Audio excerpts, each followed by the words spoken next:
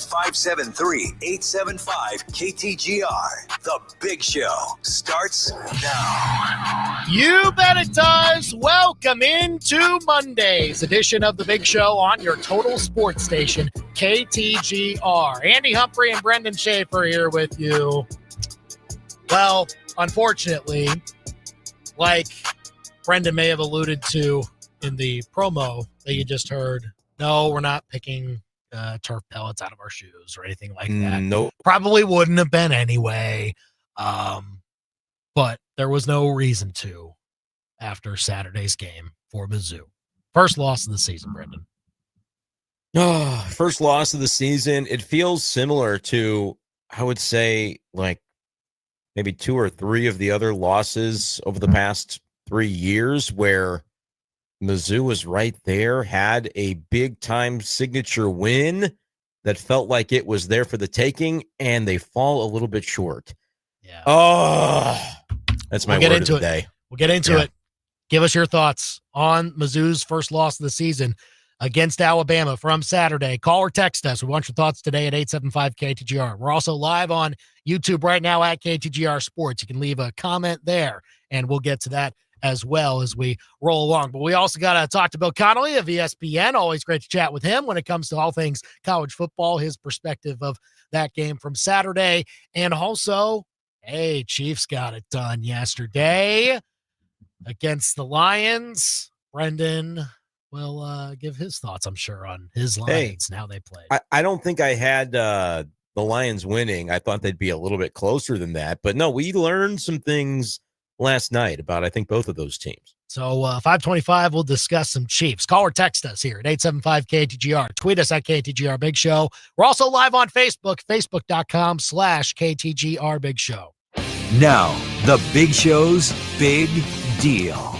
Mizzou mostly was not able to have the level of play to beat Alabama on Saturday, but still came close, had a chance, final drive of the game, to go down, either get a field goal to tie it or get a touchdown to potentially win it. But Bo Prabula's second interception of the contest sealed the Tigers' fate as they fall to Alabama 27-24 in that top 15 matchup. Mizzou this week drops 2 spots. That's it. To number 16 in the country in both the AP Top 25 and in the coaches poll. And now the Tigers will head out on the road for the first time, facing the Auburn Tigers this Saturday, announced as a 6:45 kickoff for that game down on the Plains. So we'll be ready for that with a Yuengling Tiger Game Day show at 3:45. Don't miss that this Saturday here on KTGR. And that is the Big Show's Big Deal on this 13th day of October, 2025. You can call or text us here at 875-KTGR. You mentioned it. There were several instances where Mizzou changes just one thing out of several mistakes that were made, and you're probably talking about a different outcome. But to you, Brenden, what stood out as the most egregious, fixable, insert adjective here? Okay, so the most egregious and fixable one happened on the second defensive play of the game, Zion Young's taunting. Agreed. It's so early in the game, Andy, that it's hard to say, oh, that cost them the game. But you're 3rd and long. You have a very good chance of getting off the field at that point, although maybe not based on some of the other gripes that I still have about the pass defense and sort of the prevent to win defense in 3rd and long. But I think that play alone, with how the momentum had started in the game, the offensive drive could not have been better. I was a little bit kind of scared about the fact that we're getting the ball first. Like, normally I love that we defer and you know, we've kind of had that going so far in the games this season. We see the defense maybe start strong. Had to be the offense this time, and it was. Great scripted drive. However they game planned that to begin the game was awesome for the Mizzou offense, and then the defense came out firing, and the building was electric. That taunting penalty takes you out of it, and I think it is egregious. I think it is a fixable mistake. It's just one that couldn't happen, unfortunately, and it did happen. Zion Young didn't even make the tackle. He was not involved in the play of a defensive back getting off a block on a screen and then just running through a guy and making an outstanding play. Zion Young had nothing to do with that. So for him to inject himself, and I don't want to hear about the refs when it comes to that call, because that's taunting. If you want to argue that the rule book should be changed, go for it. But under the rules that we operate, that's taunting 100 times out of 100, and it cannot happen. And for it to happen that early in the game is mind-bogglingly frustrating, because I'm sure it was preached that, look, this is going to come down to the margins. We cannot have self-inflicted mistakes, and it doesn't get more self-inflicted than that one. So, Andy, that if I'm making a list, that's the most egregious. But then big picture, I think the one that is most frustrating, and we can go back and forth. There's been a lot of debate about this, but I insisted all week that Mizzou would not make the same mistake that Vanderbilt did. And if you're down by a possession, abandoning the run in the second half. And I feel as though it happened almost identically to how Vanderbilt did it. I know there were very few possessions to work with, but I did not think Kirby Moore made the most of the opportunity to deploy his best weapon. Here's where I disagree. They had plenty of possessions. Those possessions were not long enough. That's the problem. Here's what I'll say. The one that gave me the most frustration was when they got the ball off the missed field goal. There was a little more than 9 minutes left, and they're down 3, and they decide to go pass. And that's it. I think it was either incomplete or one of the passes, I think, was they lost yards on, but then they got a third down play that was pretty successful, got them to a 4th and 4, and then they decide to do the fake punt. Right. Which, if you ask me, if you want to go for it, just run an actual play. Don't run a fake punt. Especially don't run to the short side of the field either. Like, come on. Jamal Roberts, fast guy. Let him go to the long side and see if he can stretch out and get some space and get you those 4 yards.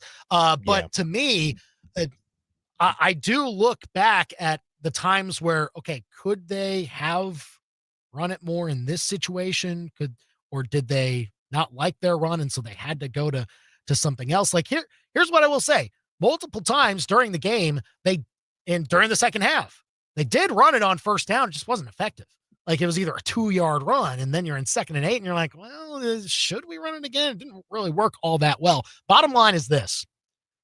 Mizzou only got 56 plays in this game. That is by far their lowest that they have gotten all season long. I think their previous low was actually against Central Arkansas, where they had, I believe, 69 plays. For context, they ran over 80 plays against Kansas, and I think 75 against South Carolina. But they largely controlled those games. They did it with their run game. Their run was successful, so they controlled time of possession. But even then, and so there was that aspect of it. But also, in the times where Mizzou did run, and they did run it well, namely, I'm thinking about the first drive. That drive still only lasted less than 3 minutes. And so, even if you're trying to eat up time of possession with the run game, it still doesn't always work that way. You just want to be effective. You want to have an effective offense that if it chews up time, great. If it gives you explosive plays, great. But bottom line, you need a rhythm. You need a flow. Mizzou only had that for 2 drives. And one of them was the first drive. And the other one was where they found Donovan Olubade a few times. He showed up in the game and got them a touchdown. And so, I put that essentially on there not being a complementary football aspect to the game, because on the other side, Alabama did control time of possession clearly, because while Jam Miller didn't have awesome numbers, he still had more successful run plays than anybody on Mizzou's offense, I believe. 20 carries, 85 yards. It was only 4.3 yards per carry. That's the same average that Ahmad Hardy had. But Jam Miller's runs were more effective and more successful for what Alabama was trying to do. And to this point, Mizzou had not faced a running back like that. And that was, I think, a major difference in allowing Alabama to open up their whole playbook and control this game from start to finish. And I think a lot of his runs were exactly the types of runs we were talking about Mizzou needing to have and then stay committed to, which is that 5, 6, 7-yard run that puts you into 2nd and short or 3rd and short or manageable, to where, as you mentioned, the playbook could be wide open. They got those type of runs when they needed them. and Mizzou didn't. Now, I would still argue, I mean, Jamal Roberts breaks a good run. He goes 5 for 50 in the game. You mentioned Hardy. Just 12 carries isn't enough, and you pointed out the exact moment. Could they have run Hardy with 9 minutes to go and he gets 1 yard and then it ends up being the same? Yeah, but because they didn't do that, I would have stuck to that run to the bitter end. And I know that maybe the coaching staff disagrees and says you got to be willing to pass on first down. I would have gone down swinging with what we have seen get Mizzou to this point, 5-0 coming into the Alabama game. And when you're in the fourth quarter of that game, I would have looked for it feels as though Kirby Moore was looking for reasons to throw the short passing game. I would have looked for reasons to die on the sword of running the football. Yeah, that's my stance. But again, man, I think that comes back to Mizzou not having as many plays to work with. Like, because before that drive, their second to last drive, with about 3 minutes left, they scored the touchdown on it. Before then, Bo Prabila only had 15 pass attempts. Like, to that point, they had very clearly run more than they had passed. And again, just wasn't effective. You mentioned Roberts, 5 carries, 50 yards. Take away the 39-yard run. How effective was he? 4 carries, 11 yards. Not that much, right? Yeah, and really, I guess it would be 4 for 7 3 for 7 yards if you take out the fake punt, which he got 3 or 4 yards on. You put it into the hands of the referees, by the way. How in a billion-dollar industry do we not have a perfect camera angle to show that he was able to stretch that ball back over the boundary? I'll never know, so but close. That is what it is. I really don't think he got there, but they were never going to change the call. No, they were never going to change the call. They didn't have a look to do so, even if I think in my heart he got there. I didn't think they'd go for the fake punt. I think the play call on 3rd and long indicated they'd be willing to go for it on 4th and short, but it was like, is 4 yards short enough to just keep your offense out there and go for it on the short side of the field? They decided no. I maybe would have preferred it, but again, we saw the offense in those spots fail, Andy. They were 1 for 10 on 3rd down, and that is the story of your game. For all the other things that we will talk about, that wasn't good enough. It's the reason they didn't run enough plays. It's a reason they couldn't get into a rhythm of the running game like Alabama was able to, because if you're 3 and out as often as they were, you can second guess, and I will. I'll second guess it and say I think they should have run Ahmad Hardy more and go down swinging with him. But to your point, the opportunities in that fourth quarter were so limited because they weren't effective on 3rd down, and defensively they were not effective on 3rd down. They couldn't get off the field. So when you look at 1 for 10 for Mizzou in 3rd down efficiency, 6 for 15 for Alabama, but then 4th downs they're 3 for 3. So really it's 9 for 15 that they're able to get off. They're able to extend their drives or score a touchdown on 4th and goal as Alabama was able to do. Like, that's the difference in your game. You cannot get that far outplayed on 3rd down and 4th down efficiency and expect to win almost against anybody, but especially against Alabama. And they're a very good team, and we found that out. Well, and you fall short because of it. But here's the thing, Mizzou, we go back and look at all the mistakes they made and how this was, I think, so far the worst game they have played just in general. Really? The way that they probably feel looking back at it, I would say that they would feel that it is their worst team performance. Like, again, like, how would you grade how Mizzou played in this game? Like, give a better grade on it.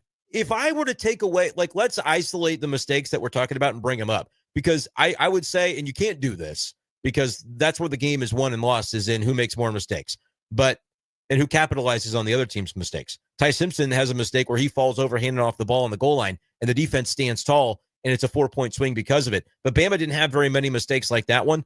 What are some of Mizzou's other mistakes? Because I would say largely they outplayed Alabama, which sounds crazy. But even, I believe, one of the metrics that was, I don't know if it was SP Plus or what it is, that says by a little bit, Mizzou outplayed Alabama. I'll have to look that up and see if that was SP Plus. Are you talking about the win? So the thing I said, we'll talk to Bill here in just a second. The win expectancy, I believe, that he gave Mizzou in that game was 28% based on the production that they had, which is not very good. I feel like it was a game that Mizzou feels like they let slip away from them.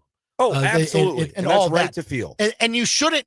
That is not how we have felt about Mizzou facing Alabama in years past. Like, that, they are more on a level playing field with Alabama than they have been in some of their other matchups against them over the years. And that's how this feels today, I'm sure, for them. So, like, they're obviously see that it's only one loss and that they can still go back in, change the things they need to change, and they'll have more opportunities to build up enough wins to potentially be a playoff team. We'll talk about that. Yeah, we'll talk about that. But, like, this is this is still one that you feel like you had so many things work against you as far as the run game and pass defense, things like that. And yet still you're driving with less than 2 minutes to go with a chance to either tie or take the lead. And you got to midfield in a pretty sensible, efficient way that you can expect in those situations. Like that's what happened here. Bo Perbula, I made a list of 5 things that I think cost him the game, or 5 things that bugged me. Number 1 was the taunting. Number 2, I'm going to stick with it, and I know that it's an interesting debate, but not running enough. Even though the game plan, Alabama successfully, like I understand a little bit more how it happened to Vanderbilt because I just watched it happen to my team. Alabama did that, but I would have done more to combat. I would have been stubborn about it. Number 4 on my list was blaming Bo Perbula because he made too many mistakes. Marquise Johnson, I don't know what you make of Marquise Johnson just flailing all over creation on that final play.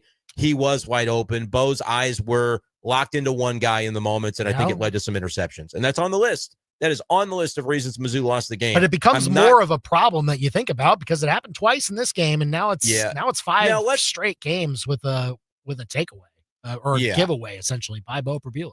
And that pick again, here's number 5 on my list, and let me know your thoughts on this. I was going ballistic about the onside kick because, and let me say why, and then you can tell me whether you disagree or not. My main logic was not even in the NFL do people convert onside kicks, and you've got a backup kicker. To this moment, I don't know which kicker kicked it. It doesn't matter. No offense to that individual. They're not going to convert the onside kick. Alabama saw it and called a timeout, and then you did the exact same thing. Never in a million years were they going to convert that onside kick. So you're basically setting up a situation where you're either admitting, like, you need a 3 and out either way. You're going to use all your timeouts. You're going to stop them either way. Field goal, try, could have been potential. And then now you got to go all the way down the field, score a touchdown, not just tie if they go that route. Potentially, they punt and pin you deep, which is also what happened. Or they get enough yards on their 3 rushing plays that it's 4th and short and they go for it. And now, again, you're volunteering to defend Alabama for a 4th time in a series, just like they did on the number 3 on my list. Corey Batoon's prevent the win defense has got to go on 3rd and 24. It is that's a moment thing that happened. That's a on play 37. that shouldn't have happened. That because play you need is number 3 on my list of why they lost the football. You game. need 1, maybe 2 guys in the middle to spy. 1's fine. Like if 1 is there, 15 yards. If 1 is there, they cut that to like a 4th and 12, and they're punting. And they're punting. Yes, like that needed to be better in that moment. Brutal. The onside kick, I can go either way. I don't mind a coach wanting to add. Give yourself another chance to get the football instead of the one that you're essentially.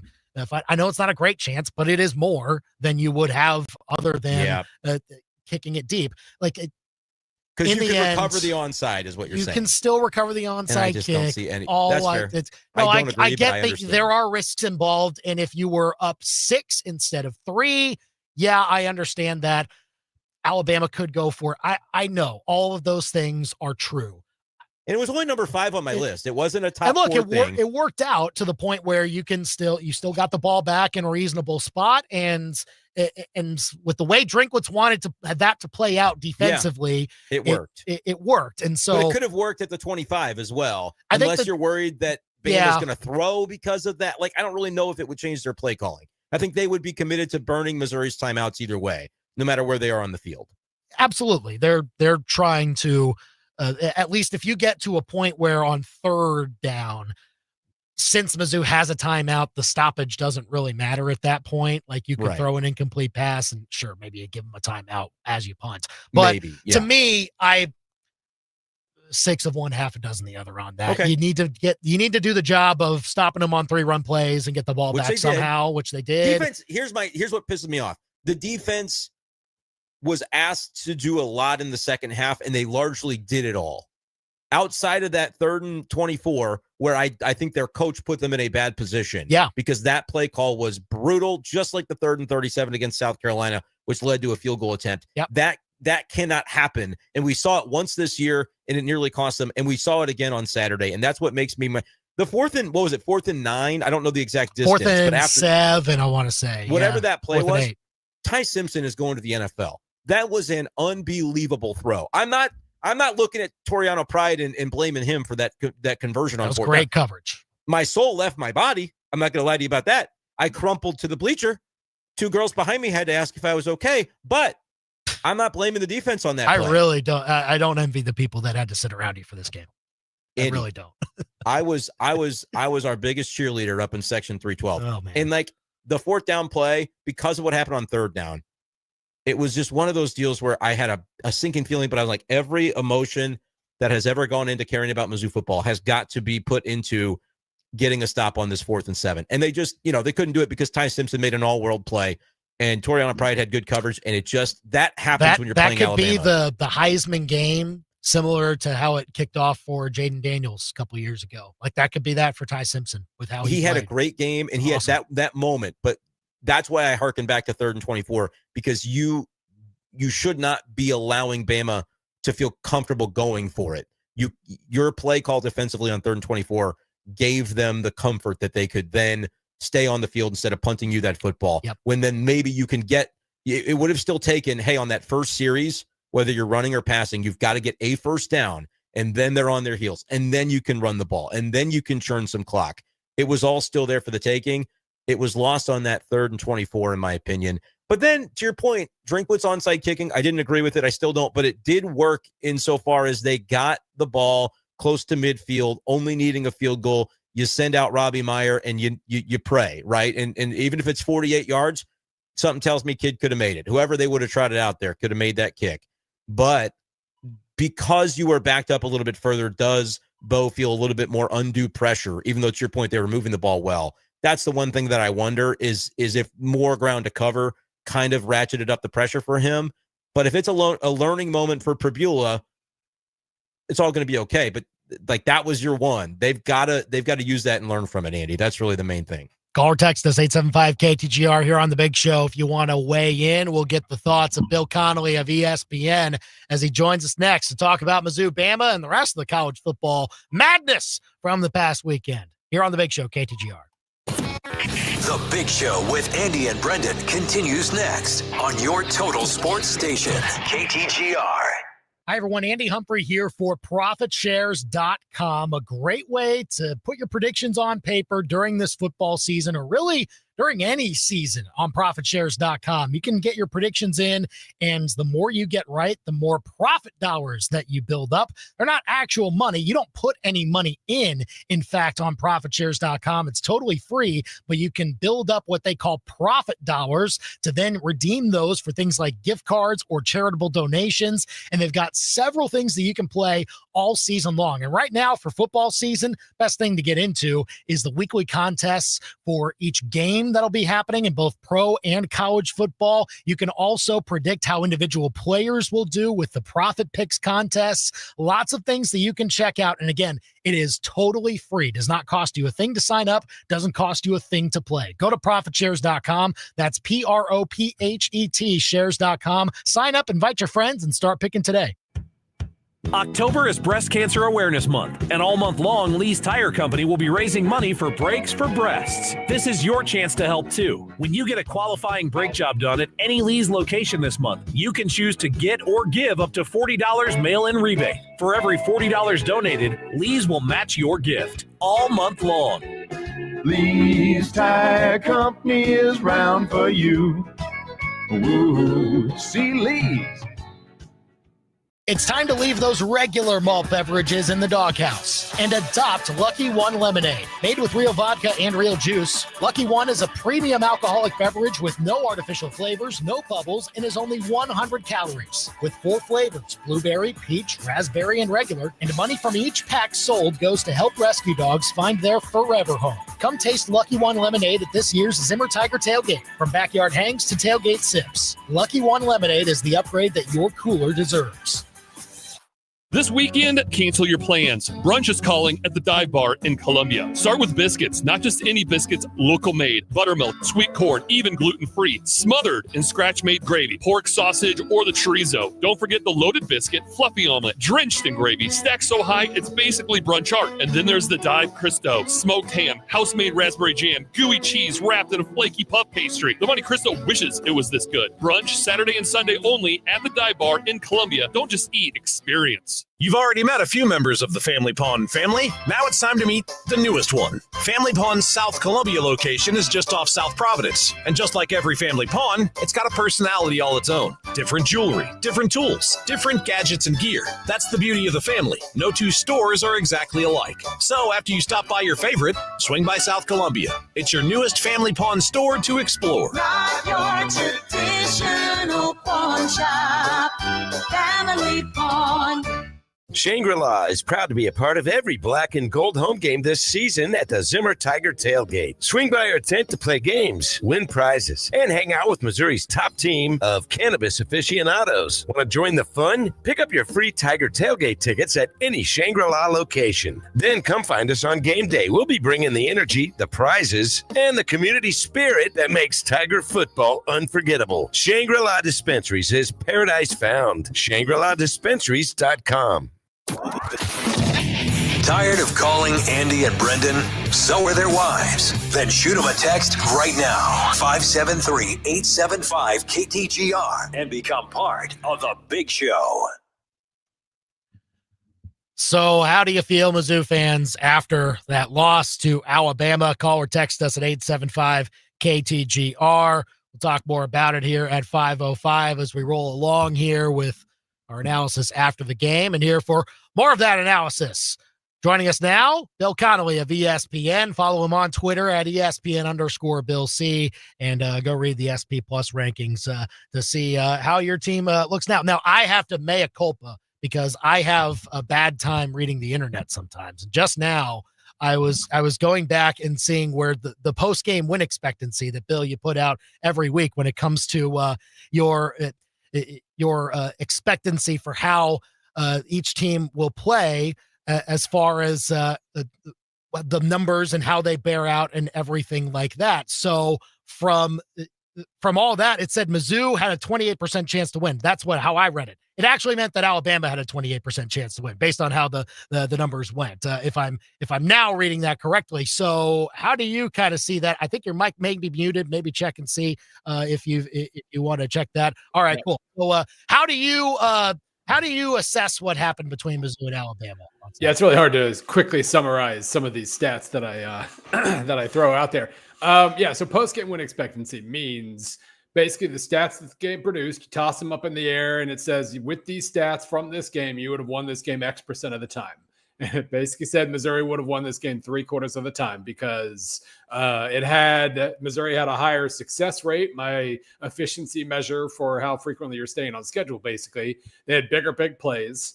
And the turnovers luck, actually, they recovered fumbles, which was good, but Alabama also had pretty sticky hands when it came to reeling in interceptions, and that was a little lucky too, in theory. So, yeah, this was a game Missouri had a very, very good chance to win. Even if they're down 10 late, the stats don't really care about that. It looks at the game as a whole. And, you're going to regret that one for a little while. You don't get that many good shots at Alabama and couldn't quite pull it in. But, I mean, that's the thing. It was even. Missouri tackled extremely well. This is a strong team. When a Missouri defender gets their hands on even an Alabama ball carrier, guy goes down. And that was a really good sign. The run game obviously was kind of affected by game state and not having the ball and all these other things. But Missouri acquitted itself really well. They just couldn't get the win. I guess I would ask how we're supposed to feel about that. But a lot of what you're saying there kind of leads me to believe that we can feel no moral victories, but you can feel good about knowing that Mizzou is good. Right. After the game. Is that a fair way to frame this? Because before they beat South Carolina, Kansas, you're like, yeah, but how good are those teams? We know Alabama's pretty good. Missouri held their own. As far as the rest of the year goes, what did we learn about what Missouri could be capable based on that? Well, I mean, there's not a guaranteed loss the rest of the way for sure. It's just there's so many. We've been talking about this for a while, approaching this stretch. So many toss-up games. The Missouri is obviously good enough to beat any team remaining on the schedule. They're still 8th in my SP Plus rankings. They didn't go down after this performance because, on average, they would have won the game based on how the game played out. Obviously, they still play 2 other top 10 teams with A&M coming to Columbia and having to go to Oklahoma, Norman. But everything's within reach here. It's just that Auburn's also good. Vanderbilt's good. A&M's good. Mississippi State's pretty good. Oklahoma's good. And Arkansas is at least dangerous, even if they're dangerous to themselves half the time, too. So if Missouri plays at the level they've established, they're going to be in really, really good shape here. It's just we'll have to see how they respond to a loss because we haven't had to see that in a while. For sure. Bill Connelly of ESPN here on the Big Show KTGR. Main gripe that a lot of folks had was the number of runs that maybe in particular Ahmad Hardy and Jamal Roberts had in the game. Did you see maybe anything underlying about the effectiveness of their runs and why Mizzou maybe if there was an opportunity for them to run more, why maybe they didn't in some areas? Well, I mean, I think the big thing was they didn't have the ball. Like after 3 quarters, Alabama had to run 54 plays to Missouri's 34. And they had run the ball 23 of those 34 times.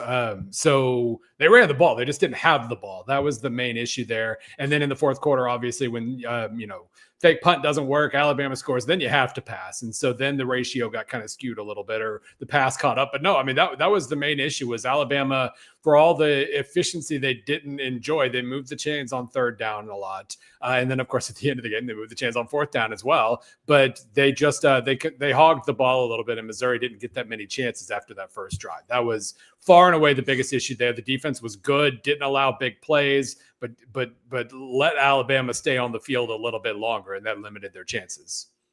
For sure. And we'll see how Mizzou responds against Auburn. Now, let's maybe start with Auburn's game against Georgia, which if you ask Auburn fans, they're thinking, what the heck, SEC? Like, can we get a break somewhere? It sure seemed that ball crossed the goal line. I don't know about you, but I mean, how did you see Auburn up to that point playing and certainly holding their own against a team like Georgia at home, and then the wheels kind of fall off after that? I mean, Auburn in their last 3 games has played 3 teams that are a combined 17-2. At Oklahoma, at A&M, Georgia at home. Clearly good. We don't know for sure how good Oklahoma is. We're going to find out how their offense is moving forward, but clearly very, very good teams. They gave up 15 sacks in these 3 games. They scored a total of 37 points, and they really could come away from all 3 thinking, man, we should have won that game because their defense is really, really strong. The best defense Missouri has faced so far. So that's the biggest thing. Like the bounces and all that stuff. Obviously, you got to go make plays anyway. You got to move past that stuff. It was funky. The SEC refs had a bad day on Saturday. Every single game seemed to have calls that you had to zoom in on the replay, and it was blurry. And that one where the ball crossed the end zone, that sure felt like it crossed the end zone for sure. But there were a lot of really, really tough replays that maybe you didn't have quite the angle you wanted to. And then, there were other replays. The last 2 minutes of the first half takes 8.5 hours or whatever. It was just a really silly game. But, Georgia did what Georgia does in those games and just fights and fights and fights and fights and wins without showing any upside whatsoever. And Auburn does what they do in these types of games and finds a way to lose it. And that was kind of how the second half played out. I will say, after the massive offensive struggles that they had against Oklahoma and A&M, I said 15 sacks in 3 games, 14 of them were in those 2 games. Disastrous offensive performances. Missouri fans should appreciate the early game script. Auburn had a really good early game script and came out firing, had 141 yards in the first quarter against Georgia. That's going to be a big part of Saturday's game because Missouri is very good in the game script department and getting those early leads. They had 141 yards in the first quarter and 136 after that. But, that is going to be the early going is going to be really, really interesting on Saturday. And sounds like Hugh Freeze sticking with Jackson Arnold. I didn't know if that would be a question, but it does seem that that's going to be the case based on reporting as of today. I want to ask you about lots of really interesting SEC games, but let's go to Red River. If you had said, hey, the score was going to be 23-6 Texas, I would say, oh man, well, they'll get Mateer back next week. Right. He played and didn't really play particularly well. We know Texas has a really good defense, but what do we learn about those 2 teams and the way that game unfolded, Bill? Well, I mean, I think number one, we learned that both defenses are awesome still. OU still had 7 of those points were on a punt return. So there were 23 total offensive points in the game. And Texas did a really nice job. I mean, heading into the Florida game, they had in my SP Plus rankings, they had the number 1 defense in the country ahead of even Ohio State. And some of those got kind of beat around. It was a really strange game against Florida. Didn't really know what to think, but they sure like they had the best defense in the country again. And Mateer, that was kind of, I didn't want to say anything because it was a cool story. He's coming back from hand surgery and everything, but you're like, are you sure you haven't been able to throw a pass for real in 3 weeks and you're just going to jump right in and play Texas? And it looked like a guy who hadn't played in 3 weeks and took a couple early hits early and his accuracy vanished. So kind of thought maybe you go with Michael Hawkins Jr. at some point, even though he got beat around by Texas last year, so maybe it doesn't make a difference. But yeah, it looked like a really rusty quarterback going up against a really good defense. Bill Connelly of ESPN here on the Big Show, KTGR. And then one of the other really big results from the weekend, Indiana going to Oregon and starting to prove even more about what they can do. Say more about Indiana or maybe more about Oregon with how that game sort of went for you, Bill? Well, I mean, Oregon, I did expect a little bit more from their offense overall. And of course, just getting completely shut down in the second half was pretty wild. But this is, even when Indiana lost to really good teams last year, their defense showed up. And, the defense was really good last year. It was dynamite on Saturday. It's been dynamite all year. It's right there behind maybe Texas and Ohio State. It's just incredible what they've done on that side of the ball with so many transfers, so many high level transfers. So no, that's been an awesome story. I think in the end, this does say more about Indiana. Oregon is going to be fine. That was kind of proof that, they did have a lot of new pieces and maybe Penn State wasn't as good as we thought. Although I think 3 weeks ago, Penn State was still pretty good. But Oregon should be fine, but Indiana is just simply one of the 3 or 4 best teams in college football right now. And it kind of seemed like that at first, if you were looking at the numbers, and now it really, really seems like that. How firmly is Texas A&M putting themselves on this list? Because I don't know that I would have said coming into the year, but everything they do right now seems to be the right thing. And, Florida has picked off, obviously, Texas in the previous week. And again, A&M just looking pretty dominant in that game. Yeah, it was funny. After that Notre Dame game, they moved to 3-0. They beat Notre Dame 41-40. They had won games by scores of 42-24, 44-22, and 41-40. And defensive coach Mike Elko could not take it anymore. So in their bye week, they basically turned into a 3 yards and a cloud of dust team. They started running the ball twice as much, taking up like 6 more seconds of clock between every single play. And they basically said, we're not an entertaining team. We're here to just pound you in the stomach over and over and over again with that really good offensive line. And that's what they are now. Marcel Reed's still making plays when he needs to, but yeah, the Florida offense came alive against Texas, had moments against A&M, but couldn't sustain anything. And the offense just leaned on them until they fell over. I don't know if you can win a national title like that. I guess Notre Dame kind of got pretty close to that last year. But they are a dynamite team. Their schedule is really interesting now. Missouri doesn't have a home game for 4 weeks. Neither does A&M. They have 3 road games and a bye. So they have like 5 weeks until their next home game. But they've absolutely earned their spot. They're up to 5th in SP Plus, although like number 5 through 20 are separated by like a point. So they're all just mashed together in there. But this is obviously a very good team. Bill Connelly of ESPN here on the Big Show, KTGR. And then this weekend, some big-time SEC matchups. Let's start with Ole Miss and Georgia. We talked about Georgia and how they've been doing.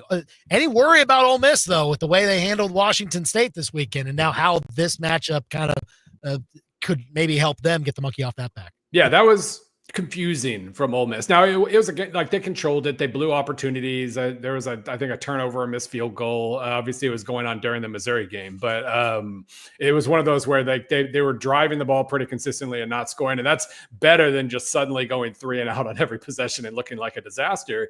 But yeah, they messed around. That maybe their heads were just focused on this Saturday's trip, and they didn't think they'd have to do anything particularly exceptional to get by this game. But yeah, they messed around big time, and that could have cost them a lot. I do think with Georgia, man, they just, I keep waiting for them to show me something other than, we know they have grit. We know they have all the grit in the world, and they're big and tough. And if you do not knock them out, they will knock you out eventually. Tennessee and Auburn have proven that. But man, the upside just isn't there. They have plan A, B, C, D, and E, and it's great that they can eventually find just enough. But plan A stinks compared to all these other like high level teams. And they let Tennessee get out ahead. They let Auburn get out ahead. And if Ole Miss was just looking ahead to this game, and they're properly focused and everything, they're going to get out ahead too. So eventually that backfires on you. You can't win every game like that. They've already lost one, so they're in kind of perilous shape here, I think. Now with LSU Vanderbilt, also going to be very interesting. Vanderbilt coming off a bye as well, and that they have a chance now to maybe get one of those signature wins that we have been waiting for them to get, and kind of prove their ranking even further. How likely do you see that against how LSU, again, like defense great, offense not so great? Another one of those games. Yeah, I mean, that's LSU is hilarious. I ran my SP Plus rankings. If you just took out all the preseason projections, they're still in there because it makes the projections better. So I still have preseason stuff in there, and it makes the numbers better overall. But if you take those out, LSU currently has the number 1 defense in the country and the number 84 offense in the country. LSU, the team that has been able to score 40 on anybody but couldn't stop anybody the last 3 or 4 years, has now completely reversed itself. And that's going to be interesting. I mean, Vanderbilt's offense, if they could have not turned the ball over in the red zone against Alabama, they would have been ahead in the fourth quarter against Alabama. Obviously, for both Missouri and Vanderbilt, you have to be able to move on, and we'll find out if both of them can do that. But there's obviously a lot of maturity on that depth chart, starting with the quarterback, and you figure they're going to be rested and ready to go. And it's just going to be a rock fight. Vanderbilt can just kind of move 5 yards at a time, and LSU, can't necessarily, but they can defend really well. So, it's a lot of rock fights this week, I think. Is this the best chance for Notre Dame to pick up a loss this week? And if they don't pick one up, is 10-2 going to be enough, in your opinion, to get them to sneak in? Based on where they are in the AP, it feels very ominous for other teams right now. Well, suddenly Pitt is awesome. Out of the blue, they throw a freshman quarterback into the lineup, and they look spectacular for basically a game and a half that beat Florida State last week. So the trip to Pitt in mid-November suddenly looks a little trickier. No, this is absolutely the biggest opportunity they have left for a loss overall. I've got them favored by 3. I think the line's higher than that, but I mean, USC is a good team, a very good team. So from the start, I was really, really curious about, they lose to Miami and A&M. Those were their 2 best, quality win opportunities. And then a lot of their schedule fell apart. Arkansas fell apart. NC State's not that great. Syracuse obviously just was a non-starter. So suddenly, this is going to be the best one they have. I don't know if that's going to be enough. You can never really control how many teams are going to be in that 2-loss pile, but they're going to be at the bottom of that pile or really close to it. So they're going to have to hope for some help. Yeah, we'll see what that looks like. It would feel very Notre Dame of them to make that happen with the 2 early losses, but then they're right back in it with that win streak. But we'll see how the committee decides to play that. Great to chat with Bill Connelly on all things college football here on the Big Show KTGR. Follow him at ESPN_Bill C on Twitter, and go to ESPN.com for his great college football content. Thanks, Bill, for coming on. We'll see you soon. Sounds good. It is 4:44 here on the Big Show, KTGR and the KTGR app. It just seems like it's going to happen, man. 10 straight wins. They're going to rattle it off. And you know what? Last year, I didn't really have a problem with it by the end. The loss to Northern Illinois at home was so bad, but they legitimately were dominant the rest of their schedule and had a couple of solid wins in there. Yeah, and I think they had a tougher schedule slightly last year, too. They did. Well, and they had a good win. Didn't they beat? They beat A&M on the road. A&M. Yeah, exactly. So you already had that to kind of hang back on. To say that I think Miami and A&M, as much as I don't believe that the fact that Indiana is a surefire top 5 team in the country, you won't hear me talking smack on Indiana this year because they're better. They were fraudulent last year. I'll go to my grave believing that. They're built different this year. A&M is kind of the only team from the SEC in that group that I really think might right now be a top 5 team in the country.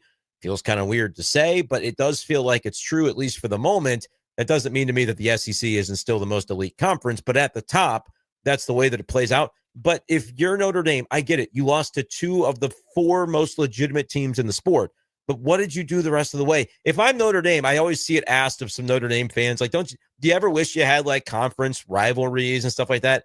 My answer would forever be no, because if they're going to continue to get away with just kind of playing whoever they want and like nitpicking from the ACC, like, yeah, we'll play those ACC teams. We'll grab those Big Ten teams and maybe throw a USC in there because it's a rivalry and call it a day. It's and keep all that CFP money to ourselves too. Like exactly. I would never want to be in a conference either if I'm Notre Dame, if we keep letting them get away with it. But hopefully, you know what? And if they beat USC by 100 and dominate the rest of their schedule, maybe they'll be deserving. I just don't like how high up they are in the AP poll already without really having done anything. I know the AP is not the CFP poll, but we know that there's human bias and it's going to be hard to ignore. Like, if it's culturally proper for Notre Dame to be kind of in the teens, then we can put them in the teens when the CFP comes out. But when that happens, there's only one way for them to go if they keep winning, and that's up into the top 12. So call or text us at 875-KTGR with your thoughts on that. All right, Under the Bus coming up next. A lot of head coaches thrown under the bus by firing within the last couple of days or so, including the big one at Penn State. And then, well, the end of last night's Chiefs game, how that went too. That's all next. Now, your local Sports Center update on your total sports station, KTGR. Good afternoon. I'm Andy Humphrey. This Sports Center update is with Lee's Tire Company. If it's rounded rubber, Lee's sells it. Go to leestirecompany.com. Mizzou fell 27-24 to Alabama on Saturday and fell 2 spots in the AP Top 25 and the coaches poll after that weekend. So not a huge fall for the Tigers after that loss, their first loss on the season. They're 5-1 overall, 1-1 in the SEC as they get set for their first road game of the season this Saturday at Auburn. 6:45 kickoff. The Yingling Tiger Game Day show begins at 3:45 on Saturday right here on KTGR. Chiefs with a big win yesterday, 30-17 over the Lions. Patrick Mahomes threw his 300th career touchdown pass in the game. He threw 2 touchdown passes to Hollywood Brown, the 2 of his 3 on the night, and the Chiefs improved to 3-3 overall this season. They get the Raiders on Sunday, and they also get wide receiver Rashee Rice back from suspension for that game. And Mizzou forward Mark Mitchell from the men's basketball team named second-team preseason All-SEC player today. Tigers picked to finish 7th in the SEC according to the media poll. ABC 17 Storm Track forecast is with Steve's Pest Control. The fall invasion is here. Call Steve and the pros at Steve's Pest Control today or visit stevespestcontrol.com. I'm ABC 17 Storm Track Chief Meteorologist Jessica Hafner. I'm tracking partly cloudy skies clearing into tomorrow with overnight temperatures dropping down to about 61. Tomorrow we'll see more sunshine, a high near 80 degrees. Tomorrow night, just as warm, we're dropping down to about 60, while mostly sunny skies on Wednesday with a high near 81. I'm ABC 17 Storm Track Chief Meteorologist Jessica Hafner, and that's your ABC 17 Storm Track forecast on your total sports station, KTGR. Did you miss the Mizzou Play of the Week? Pravula, 5 in the box for Bama. Fakes the handoff to Hardy, looks, throws it. Caught by Norfleet to the 10, to the 5, to the house. Touchdown, Missouri. Just floated it out to the 6'7" tight end on the right sideline for a 26-yard touchdown pass and a Missouri lead. The Mizzou Play of the Week is powered by Yingling. Your home for Mizzou football is KTGR. Welcome to Macadoodles. Macadoodles does game day like nobody else. Whether you're tailgating or hosting a watch party, Macadoodles has you covered. With more than 3,200 wine labels, 1,500 spirits, and 600 craft and imported beers, and delivery right to your tailgate or doorstep, the days of making a beer run are over. Macadoodles delivers, providing unmatched selection at unbeatable prices. Drive through today or come inside and experience our world-class customer service. Who does game day like nobody else? Macadoodles does. Hit a deer, win a cow. Hit a deer, win a cow. Hit a deer, win a cow. FPP, Easy's 1, 2, 3. FPP, Easy's 1, 2, 3. FPP, Easy's 1, 2, 3. Award-winning auto collision repair. Don't wait, we're great. We work with all insurance companies. We work with all insurance companies. Yes, we work with your insurance company. New Bloomfield, Missouri. FPPBodyShop.com. FPPBodyShop.com. FPPBodyShop.com. Fletcher, Performance and Paint. You know your former golf bag? It's not just holding up the weed whacker on your garage wall. It's also holding cash. Same goes for that rowing machine you swore you'd use once. At Play It Again Sports, turn your gently used gear into money in your pocket. Bring in your old golf equipment, fitness gear, softball bats, baseball cleats, and more. Cash out and keep it, or trade up to something better. Play It Again Sports in Columbia. Think of them first so you don't finish last. Play It Again Sports, ColumbiaMo.com. 1851 Underground in Fulton is a unique spot with delicious menu items like the prime rib sandwich, sliced and stacked with pepper jack cheese, caramelized onion, creamy horseradish, and crispy onion straws, all on ciabatta bread. Grab some friends and check out the daily happy hour from 3 to 5, weekends included. Enjoy a craft beer or a cocktail. It's no secret, but it is underground. 1851 Underground Tap and Grill in the historic Brick District, downtown Fulton. It was 2:30 on a Tuesday when the phone rang. Brian Ware Plumbing answered the call. It was a dismayed wife. Fresh off vacation, her and her hubby came home to a wrecked water heater. It had sprung a leak, a bad one. So while the plumbing team took care of that leaky water heater, Brian's certified restoration guide, Josh, with 2 decades of experience, came in to restore the area and stop mold in its tracks. Another day, another job, another expert added to the team. Ho-hum. Better call Brian and unplug your plumbing problems. BrianWarePlumbing.com.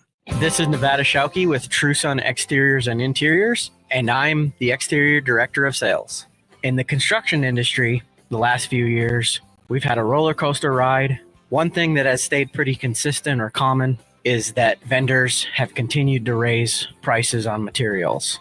We have called up to collaborate with some of our large vendors that we work with to offer some year-end promotions. If you're looking to replace your roof, upgrade your deck to composite, replace your old worn-out windows and doors, give us a call. We also offer several financing options to meet most budgets. Your project must be purchased by the end of the year. This is a unique opportunity to save some money on your next home renovation. The difference between a house and a home is the attention to detail. At True Sun Exteriors and Interiors, we'll turn your vision of a dream home into a reality. For more information or a free estimate, go to TrueSunExteriors.com. TrueSunExteriors.com. If it's Mizzou sports, it's happening here. Now, back to the big show on KTGR.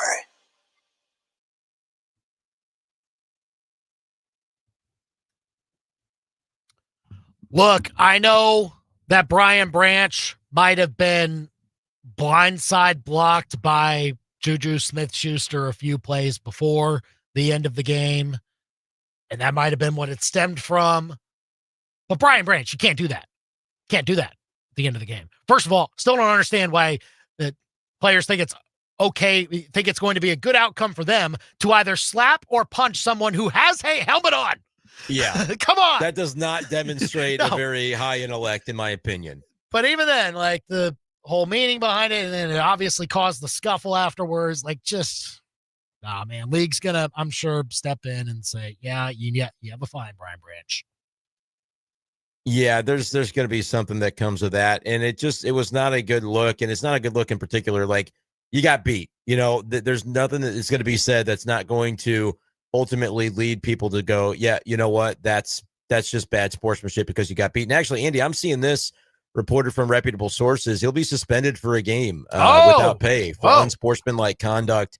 That is from ESPN's Adam Schefter. Man. I saw it from a couple places. You always don't want to get Biff Buffers on the fly, but that looks to be legitimate that they've suspended him without pay for a game. Okay. I think that's appropriate. That was ugly at the end of last night's game. Yeah, can't do that. And man, under the bus to James Franklin. That happened fast. Life comes at you fast. 3 weeks ago. Fast. They're scoring a touchdown in overtime to go up on Oregon. And then all that happened afterwards.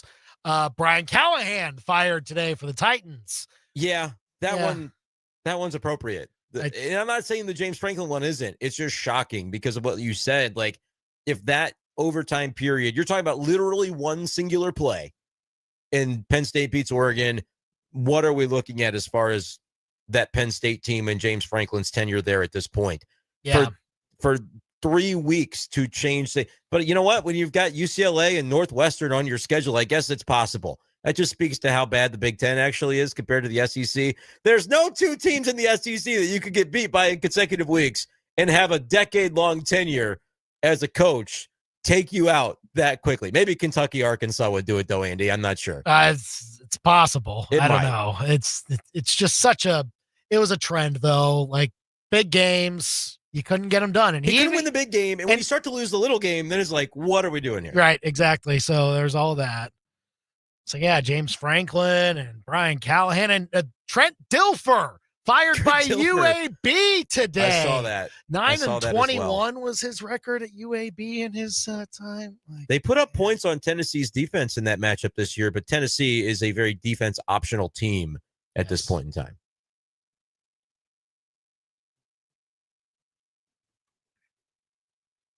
It is pretty sweet. Patrick Mahomes got to 300 career touchdown passes yesterday. I believe it was the first one of the game. Xavier Worthy on the 4th down play that caught it. And the NBC broadcast put up all the players that had caught his touchdown passes. And wow, that's right. Josh Gordon's on there. Wow, I forgot about that. It's just several linemen, everything. It was pretty cool. There was some real some guys going on with that whole deal. No doubt about it. But yeah, I mean, he's great. We know he's great. He's been great for a long, long time and looked great last night. I'm facing him in a fantasy league and I'm sweating Monday Night Football because of that guy. Yeah. Because he was outrageous against me. Although, Andy, remember that one time I tried to trade him to you in fantasy along with Kelsey and you just kind of let the trade offer sit there? I do remember. I happen to be facing you this week in that league and it's going pretty well. I had checked out on that a couple weeks already. I was just like, could have traded away one of the guys went out for the season. One of the guys you wanted from me, and now he's out for the season. I guess, yeah, too slow. Snooze, you lose. All right, what now for Mizzou after loss number 1 on the season? What do you expect now? We'll get to that next.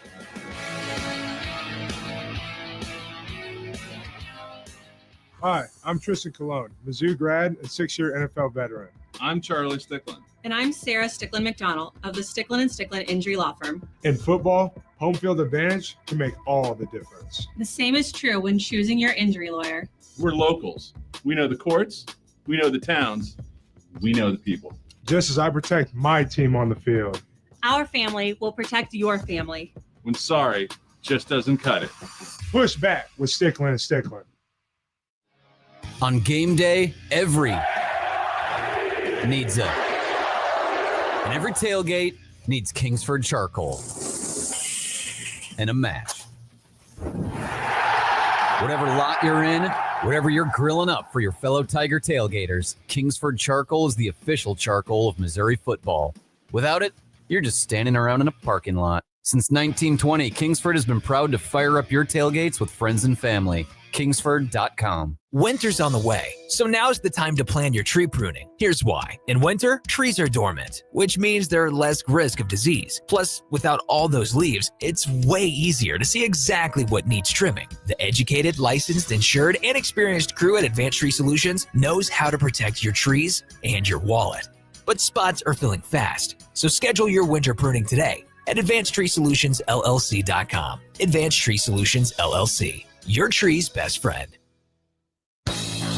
Buckeye Buyers Club members get a 5% rebate on every purchase now through the end of the year. That's right, 5% of your entire purchase will be given back to you as a Buckeye gift card on top of your already great deals. All you have to do is use your Buckeye Buyers Club account at checkout. Not a member yet? Join today for free by visiting Buckeyes.com and clicking on the Buyers Club sign-up button. It's easy, it's free, and it's only at Buckeye. Shop online anytime at Buckeyes.com.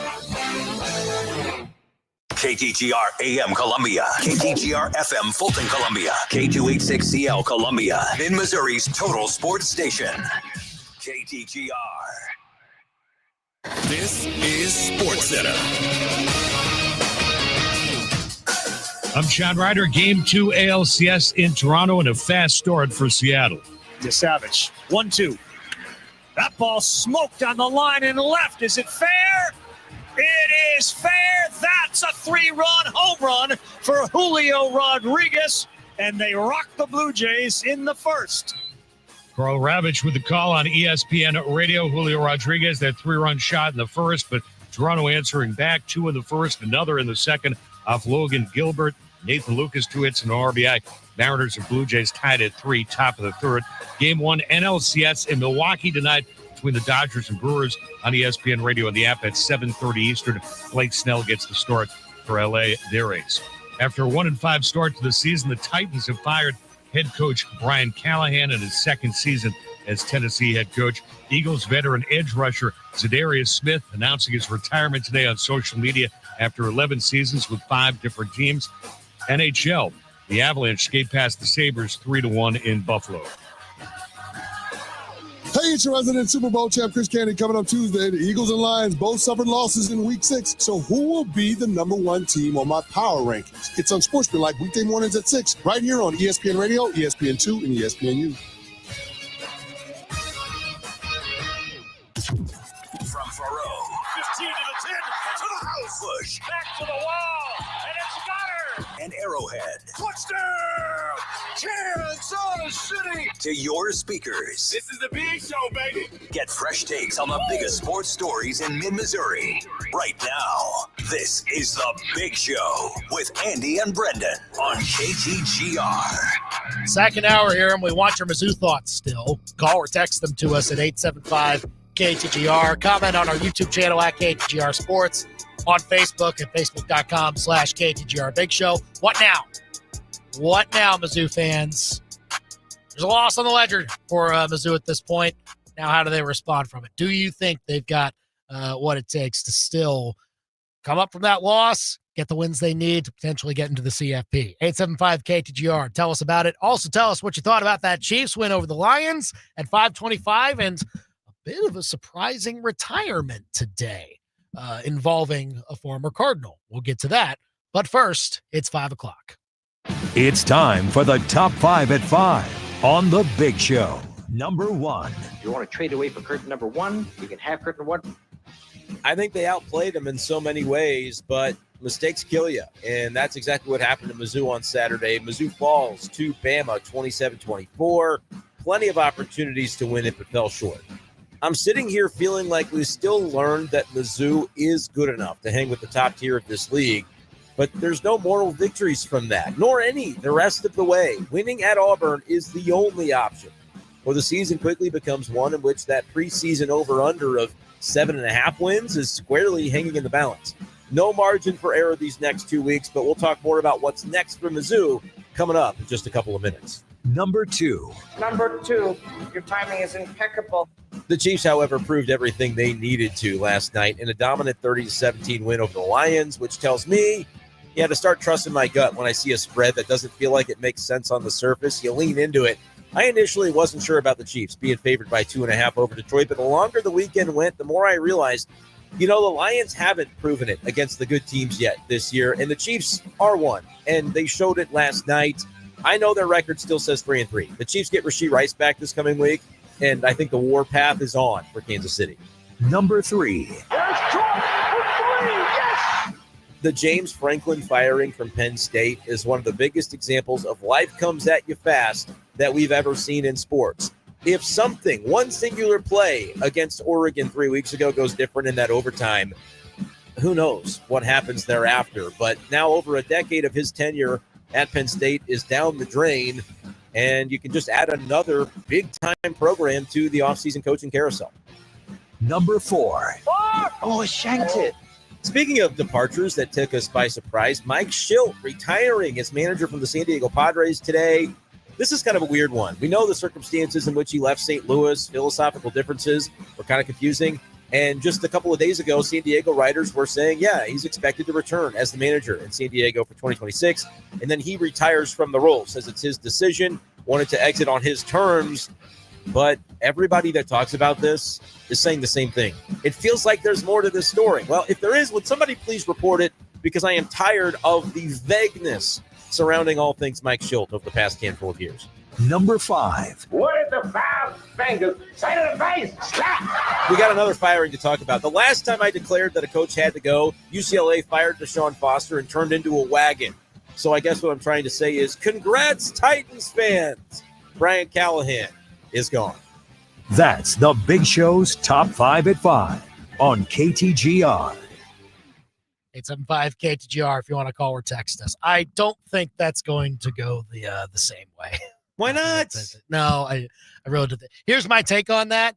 Like, Brian Callahan being fired this early clearly means that the owner didn't necessarily feel all that great about Brian Callahan after last year. If you're going to pull the trigger so quickly this year, then last year probably didn't leave all that good of a taste in your mouth about Brian Callahan being your coach of the future. And so when you don't really know about your head coach after 1 year that he's going to be here for another 3 years, why the heck are you picking a quarterback number 1 overall, man? Don't do it.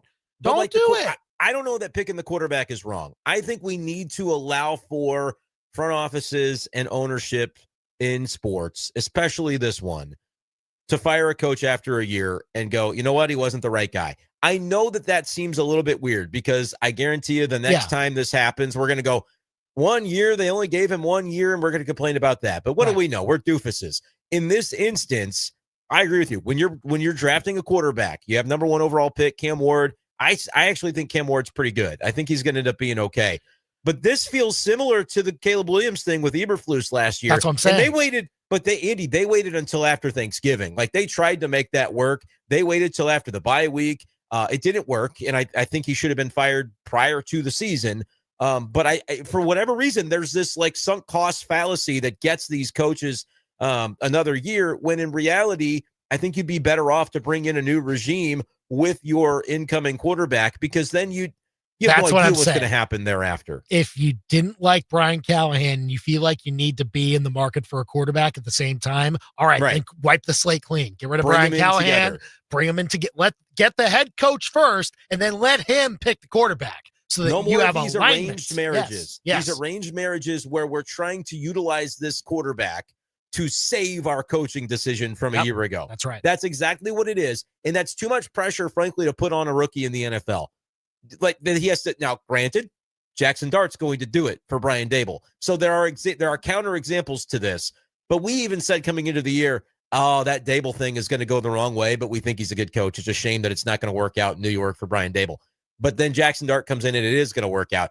But I think with Callahan and with Eberflus, we knew the year before. And even if they didn't want to admit it the year before, it ultimately set the franchises back another year before they found their guy. Now, if you're the Bears, you could make another counter argument and say, Ben Johnson's the guy that we wanted. He wasn't ready to come yet. And so we ended up getting our guy. But like, I would agree with you that it does seem a little bit counterproductive to try to hitch the new quarterback to the old coach to justify the decision to hire the old coach when we don't think the old coach is the guy. All right, because okay, so maybe your head coach isn't right. Okay, so don't marry him to a quarterback that you're picking in even the top 15 picks. Now, they had number 1. He didn't choose. Like that he did not choose. You know what I mean? So just bring in Abdul Carter. Just get a dude at a skill position that you need, and and have that be the case, and then maybe Brian Callahan still gets fired and you move on, but then you get another. You probably have a record that puts you in a spot where you're going to be drafting high again for a quarterback, and so let that new head coach make that decision. But now the new head coach for the Titans is going to have Cam Ward. Like, there's no other choice. But that can work. You know what? That you have to bake that in when you hire the coach and say, "Here's our guy. This is the deal." Because GMs in the NFL don't often have as much power as they do in, say, baseball, where like the GM or the president of baseball operations runs the operation. In the NFL, the head coach can sometimes have that level of power where, because the quarterback is so important, what's the relationship between the incoming head coach and the quarterback? For Ben Johnson, many are saying like he's the best thing that's ever happened to Caleb Williams, and that's all going to work out. We'll find out a little bit more about that relationship tonight. I would say if I'm the GM of an organization, I would just need to part ways with that head coach, rather than find out, a month into the next season that it needs to happen. But if I'm ownership, will I allow a GM to do that? In some regards, it's as though the GM knows eventually I've only got so many shots at this, and I'm going to need to get the coaching hire right, because if I admit after 1 year that I didn't get it right, what does that say about my acumen as far as ownership is looking at me? So there's a lot of people basically making decisions to save their own ass that happens, I think, in those NFL circles. Call or text us 875-KTGR here on The Big Show. We want your Mizzou thoughts today. What now? as Mizzou tries to bounce back from their first loss of the season against Alabama. Let's head out to the KTGR hotline here. Let's go to LJ. LJ, what you got, my friend? Hey, good afternoon. Look, I'm disappointed in the loss, but I'm also very encouraged that Mizzou as a football team is good enough to play with anybody. In years past, we would have to have win the turnover battle, get break here, and get back there to compete. Saturday, we didn't really need that. We just didn't execute. So, I mean, there's nobody on that Tiger schedule right now that's going to be a better football team personnel-wise than we are unless we get injuries. So go on the road and beat some people. I don't see any issue with this, but obviously that was a loss, but I don't see any problem with it.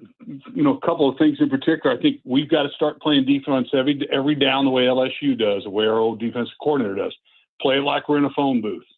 The tighter we cover these teams, the more pressure we get, the better we do. When we back off and play, coverage, we don't seem to excel there. Maybe that's just personnel in the back end, but I am extremely encouraged by it. And offense, quite often when you get a week off, and I don't know why this happens, but it's not just Mizzou, but teams get out of sync. And you could tell that Drinkowitz was upset or concerned about just line up and run the play, I think is kind of what he said at one break. So, I don't know why that happens, but it does at all levels. And I'm not as hard on Purvula as some people are. I think that last interception, that ball should have been caught by a receiver. He didn't get his head around. That ball was not a bad pass. And so, you're going to have to use our good running back as a decoy. You can't line up in the SEC with the talent they got and go, we're going to run the ball down your throat. You can't do that. So you've got to be smarter on offense and use him. He doesn't mean he's not a great running back. You just can't do it that way. And finally, I'll let you go in the fact that, and I'm a nerd, I'm going to admit it's football, but on that fake punt, we went the wrong way. Yeah. Yep. Don't go to the short side, man. Go to the long side. Like give a fast guy like Jamal Roberts a chance to have some space and stretch it so the defenders have more ground to cover. Hey, totally right. Appreciate the call, LJ. Great points here on the Big Show KTGR. Yeah, bottom line, again, it's different now. Mizzou does not need to play mistake-free in order to beat a team like Alabama anymore. And I thought they would.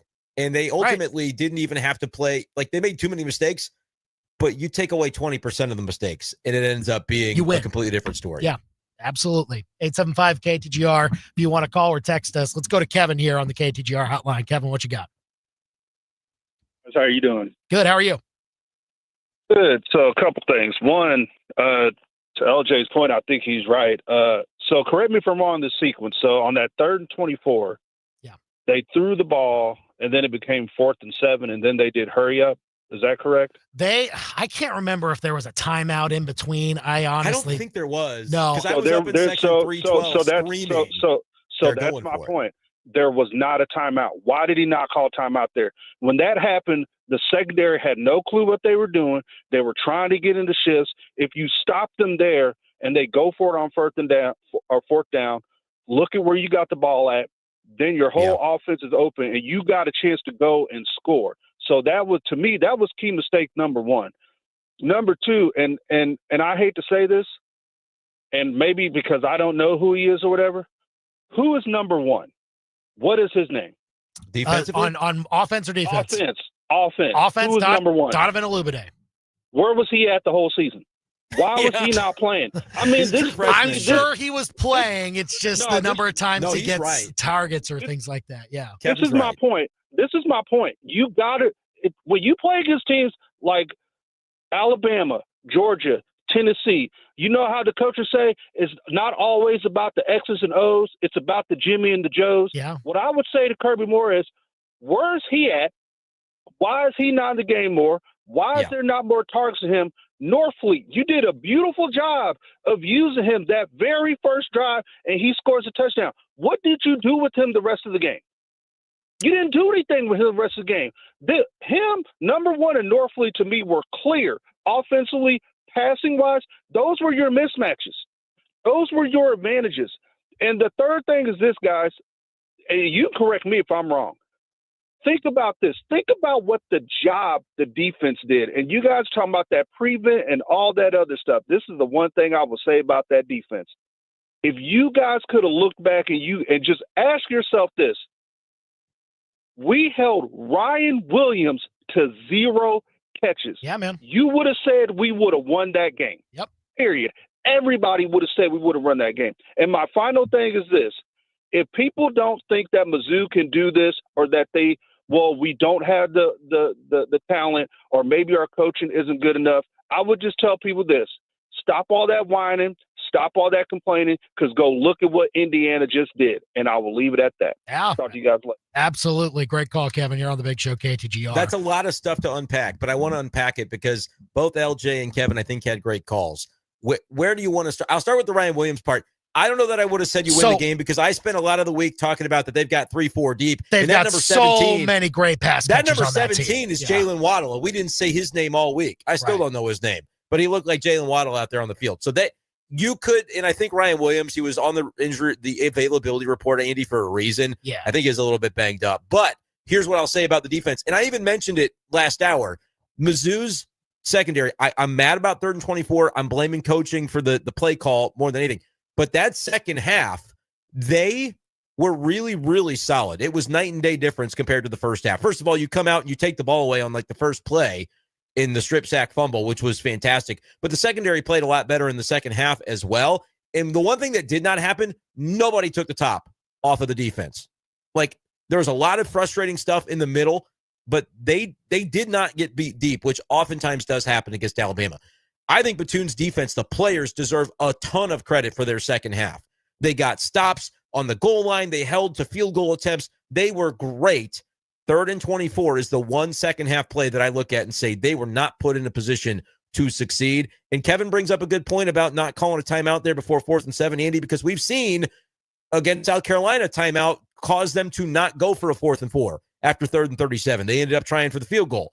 I think that would have been to Missouri's benefit to basically, does Kalen DeBoer still go for the 4th and 7, or does he say, okay, you caught us. We were only going to do it if we caught you off balance. Now, that kind of is talking out of both sides of my mouth, though, because I said Pride had good coverage, and it wasn't the defense's fault that they completed that 4th and 7. But do you potentially force a different decision or have a different play ready for defense if you call timeout? And it's only a one-possession game, so you don't need to save them all. I would have considered it, but I don't think it was life or death difference in the game. But it's a great point brought up by Kevin to talk about. Yeah, because, I mean, you think back and like, well, Mizzou clearly needed all of their timeouts to get the ball back because of being down by 10, though. Because of being down by, well, they got a score to make it 3, and then you use your timeouts to get the ball back. If you can stop them, and if the timeout, yeah, you're right. Yeah, and to a degree, I think that could have helped. The 4th down, I don't put on anybody. That's on the thing. Defense. They played good coverage. The 3rd down, I say, that's the problem. So that was the biggest problem of the game. What do you make of the Alubade comment? Because that's something I tweeted about over the weekend. Yeah, like when I think about these true freshmen, and like some of them from last year, like Williams Nwaneri has gone on to play pretty good at Nebraska this year, but some of them aren't dudes. Kwan Lacey is the 3rd best running back in the SEC behind our 2, but we got him out Hardy. I'm not worried about that. Alubade, if he transfers, so help me God, they have to. He's the wide receiver 1. I don't care how old he is. He doesn't leave the field until he's tired or needs a break. And the fact that we're halfway through the season, and look, you mentioned it was mentioned by the callers, the pass from Bo to Alubade, he didn't get his head around. I'm not going to kill him for a true freshman having that spot where they just weren't on the same page. That happens. Alubade is a superstar in the making. He does have to be on the field. Kevin is 100% right about that. What are your thoughts? So generally speaking, especially with true freshmen like this, I'm not going to say for sure that the coaching staff is making a bad decision by not playing a player as much like Alubade when he makes these really great flashes on the field when he gets those opportunities. Because a lot of the time, and again, I'm not saying this because I know something or anything like that, but a lot of the time, maybe we find out, this guy was maybe a little banged up. We didn't want to push him. And it's his first year of college football and things like that. Or again, I'm not saying that that's the situation. You're not saying injury, I'm but not what about saying knowing the anything playbook? like that. What knowing the playbook? If we're going to play devil's advocate, what about the playbook aspect? The Is that a playbook, possibility? the physicality of the game, everything like that. It's all new.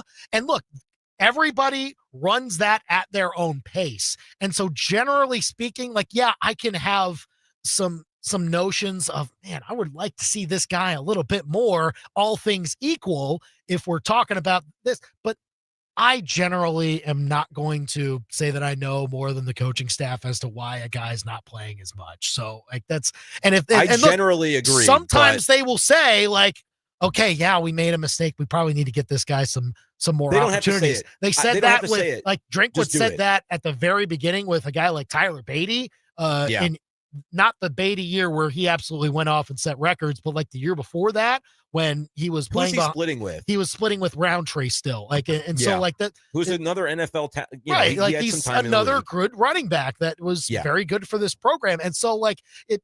Now I don't think that's maybe the same situation here because. Who in Missouri's wide receiving core is saying absolutely right now can't bench me? I think it's Kevin Coleman for sure. Anybody else? Maybe Marquise Johnson. Marquise Johnson's played well, right? He got open. I mean, it's a different game for Marquise Johnson.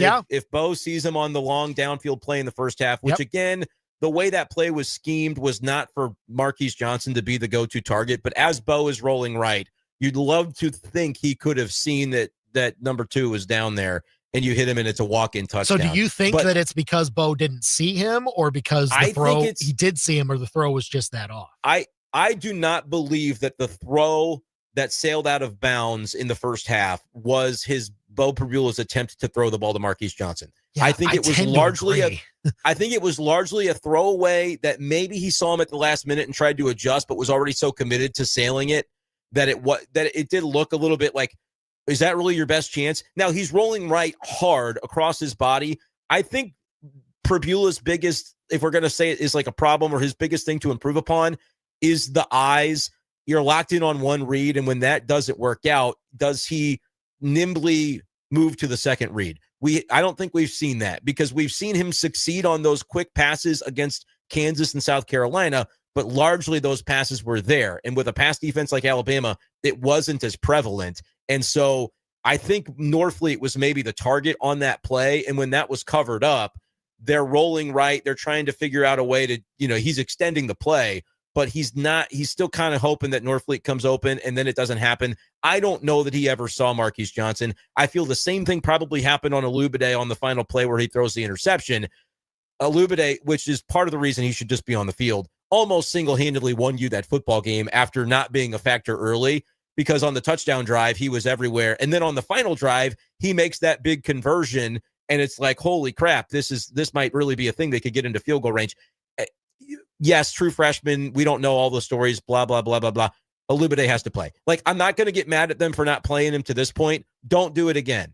He needs to be out there more often the rest of the second half of the season. We've seen enough. If he's good enough to be out there when you're trying to win a miracle game against Bama down 10, and he's good enough to lead your offense then, I don't care. I don't care the reasons. He has to play the rest of the season. He has played pretty much every game, though. He made a big catch against Kansas. That's a catch that they needed to catch. I don't know the snap counts, but he's got to be in there, I think, pretty much until he needs a drink of water.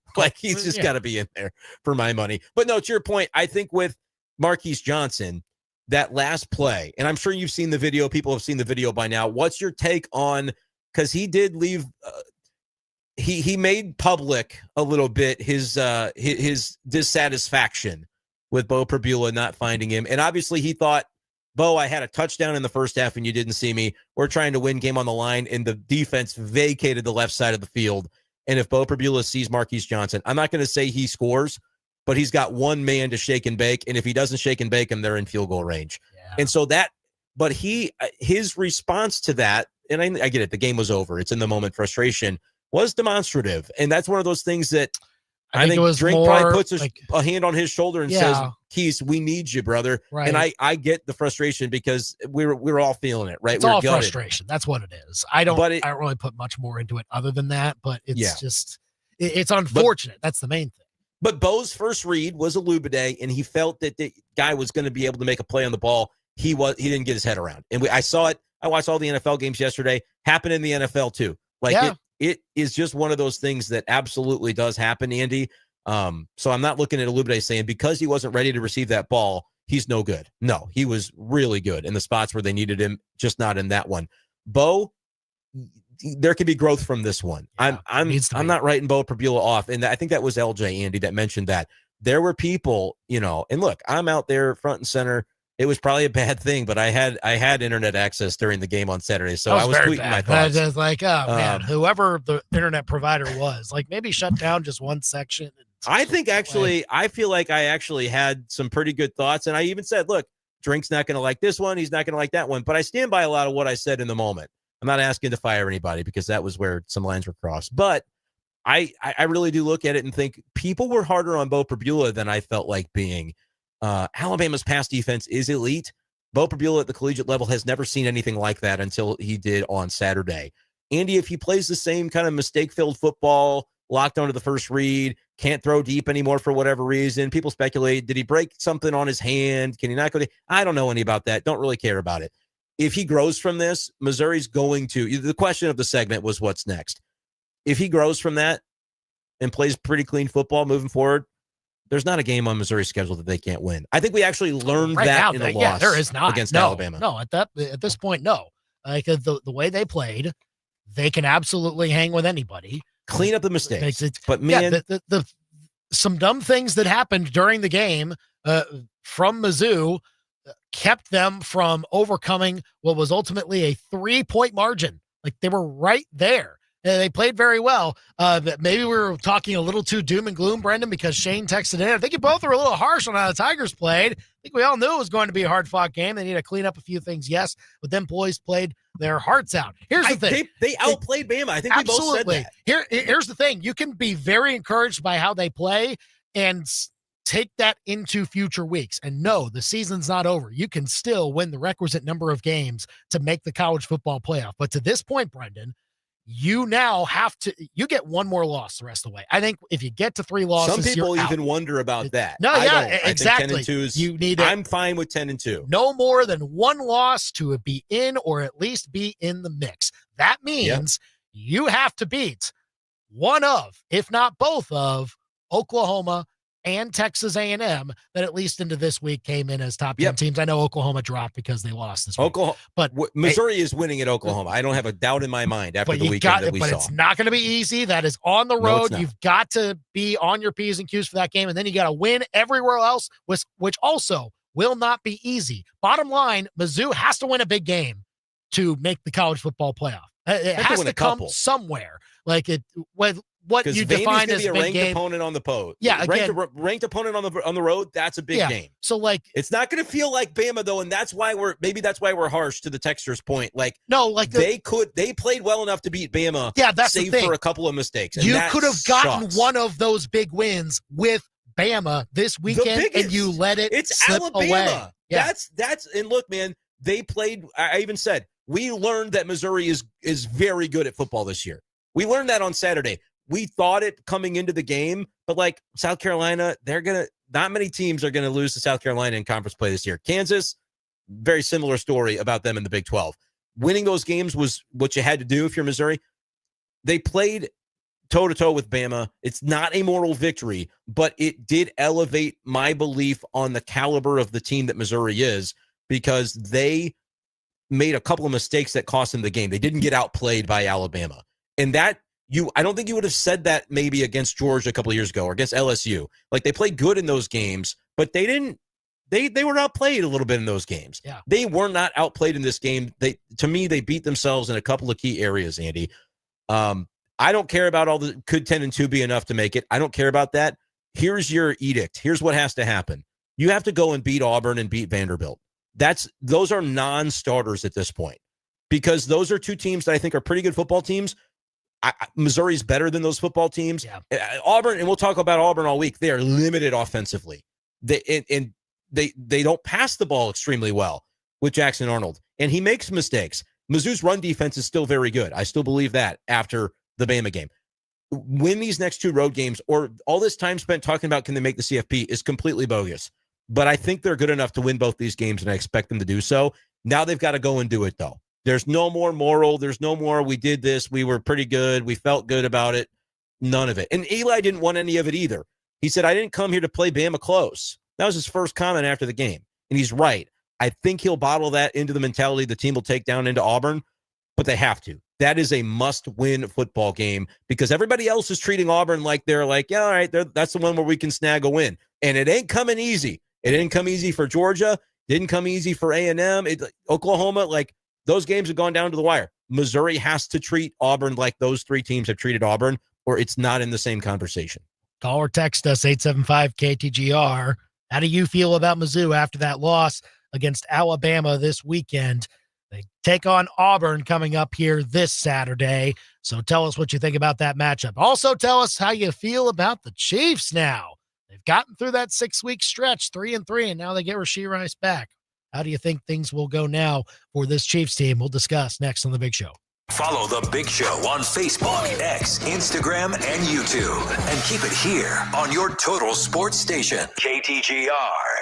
Hi, everyone. Andy Humphrey here for Lee's Tire Company. They are round for you, and if it's round and rubber, Lee's sells it. They want to also remind you that it is Breast Cancer Awareness Month, and all this month they are bringing back their Brakes for Breasts campaign. What this means is that you can get a qualifying brake job at Lee's Tire Company all throughout this month, and you can either get $40 back or you can donate that $40 to breast cancer research. And on top of that, Lee's Tire Company will match that $40 donation. Just another way that Lee's Tire Company not only knows how to get you the right tires, how to work on everything else on your vehicle, but also help make a difference, especially during this month as we try to fight that nasty disease called cancer. So again, if you get a qualifying brake job at Lee's Tire Company at any of their 3 locations, 2 of them in Columbia, 1 in Centralia, you can either get $40 back or donate $40 to breast cancer research, all during the Brakes for Breast campaign at Lee's Tire Company. If it's round and rubber, Lee's sells it. Go to leestirecompany.com. Always ahead of the curve? Seem to know what's going to happen? Like a prophet? Prove it, Nostradamus, with Profit Shares. Predict the outcome of every black and gold game or whoever your favorite team is. It's all at Profit Shares, and it doesn't cost a thing to play. Make your predictions risk-free and win prizes like gift cards to Amazon, Chick-fil-A, and other favorites. Or donate your winnings to charities. Contests are open now. Play for free at ProfitShares.com. PROPHET shares.com. Hey, Tiger fans, gear up for game day with Zing Zang. Score big with their Bloody Mary mix, crafted with 7 real vegetable juices and bold seasonings, or enjoy their ready-to-drink Bloody Mary canned cocktail made with premium vodka and 9% ABV. Prefer margaritas? Try their classic or mango margarita canned cocktails with real fruit juices and premium silver tequila. Find them at your local retailer. Zing Zang, taste the legend. And please, Zing Zang responsibly. This is Kim with Hearing Aid Consultants. I am truly honored to be voted Jefferson City's best, and that wouldn't have happened without our genuine and outstanding patients. We focus on continually serving those struggling with hearing loss with the best value in hearing aid technology in the area. If you are interested in a comprehensive hearing evaluation and solutions, please see us in Jefferson City. Hearing Aid Consultants in Allmake Repair Lab. We are here for you today so you can hear tomorrow. HearingAidConsultants.com. From elegant weddings to corporate lunches with flavor and flair, Courtyard by Marriott Columbia brings the party and the pros. It's the home of Main Event Catering. And with every event, you'll get an award-winning chef, full banquet staff, and drop-and-go options for any size crowd. And the event center holds up to 300 guests with 8 flexible rooms. If you need help, there's a Marriott certified wedding coordinator on staff too. Book now by calling 573-443-8000. Right there. That hole opens up, and he did not hesitate to hit it. Seriously.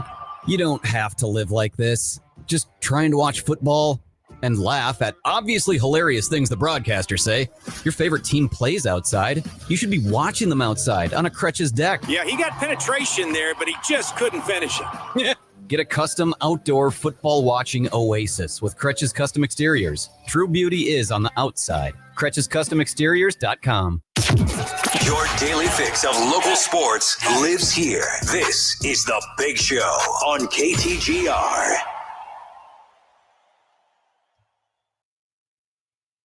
I didn't mean for this to be the song. I'm sorry. I was going to bring it up if you didn't. I didn't mean for this to be it. Those who are listening on YouTube and Facebook can't hear it, but the song is "Loser" by Beck, I believe. It's just, it's a good Thanks song. for nothing. It's all. I did not mean to do that. No. You know what though? We lost, and then you got to move on from it. Yeah.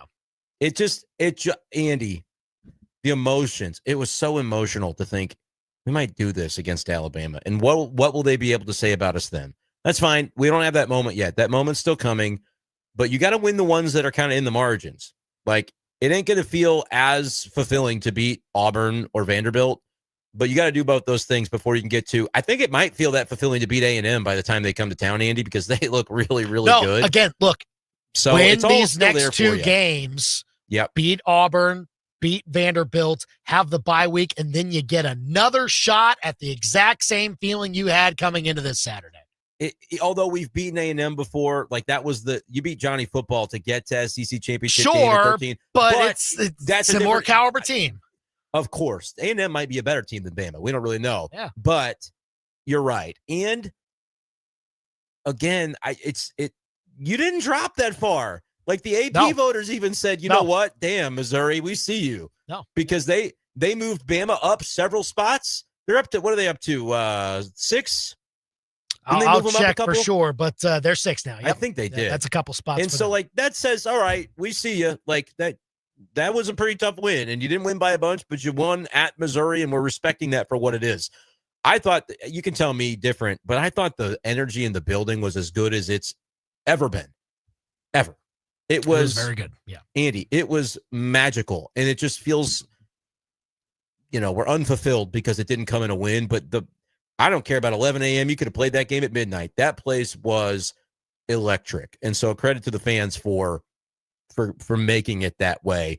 It's pretty incredible what that building feels like, despite the fact that you've cut off a whole corner of the building that's got no people in it. But it's been, I can't wait for next year. If be something else. This is any indicator. Yeah. The only thing I don't think we've touched on when it comes to this, and then we will move on to the Chiefs, I promise. There's been so much, man. Yeah. It's hard to remember it all. And Jeff asking about it in our texter, the targeting, letter of the law, it's targeting. I think that's the case. The reason is head or neck area of a defenseless player. It does not matter if it's helmet to helmet or if you're leading with the crown of the helmet. If you are hitting the head or neck area of a defenseless player forcibly, it doesn't matter if it's with your head, your shoulder, your elbow, your forearm, your fist. It's targeting. And even if it's incidental contact. Yes. Now, what I don't love is that he's coming down with the ball, so his target is moving. So to the folks that are saying, like, what's Marvin Burke supposed to do? I don't have the answer. I really don't know. Yes, it is a lot harder to play this position because of that rule. So there need to be levels to the rule, levels to the punishment. Absolutely. Have a targeting 1, targeting 2, whatever you need. Yeah. To one where you maybe don't kick a player out of game for that particular hit. I think that could be a very good example of a hit that is probably 15 yards because it's a hard hit. And you're hitting the head and neck area, but maybe you didn't mean to, and you didn't really want to have that be the type of hit that it was. You're just trying to dislodge the ball and make a play.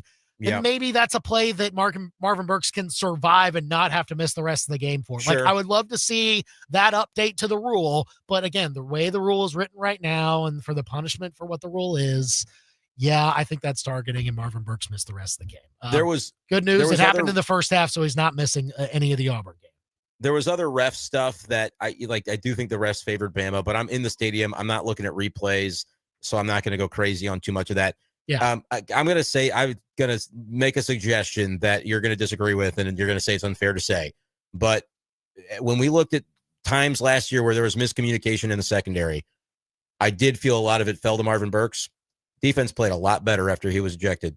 I'm not saying that he's not a capable player, but if there's miscommunication that he's involved in, they've got to figure that out because the zone defense looked a lot better in the second half. I don't know Didn't rewatch the tape to know who was coming in and who it was Banner, who was doing. But they got to figure it out because, Andy, there was a lot of stuff first half, pre-snap motion, where when Alabama moves, you got guys pointing all over the field. And I get it. You got to identify your assignment. There was frantic pointing in that zone defense in the first half of the game. I'm not going to make more of it than what it is, but I do think that for all the talk about we fixed the zone defense on the bye week, no. But it did look better in the second half. That's all I got. I don't know what it was due to. I don't either. They made adjustments, though. Like, you can still say there's room for it to be, hey, we made the adjustment that we needed to make against that Alabama defense to make that happen. I don't think a lot was lost or gained by Santana Banner playing more of the game than Marvin Burks did at the end there. But I'm not going to argue with it because I knew you weren't going to agree with me, but I wasn't going to not say it because a lot of people were thinking it. I'm not smart enough to actually know the answer. Me either. That, but generally speaking, I would just, not say that that's the case. I believe the coach said I don't have a clue, and a lot of times I probably don't. But they gave me the microphone, so I said what I said. We'll move on. I believe we have Dave here on the KTGR hotline. Dave, what you got?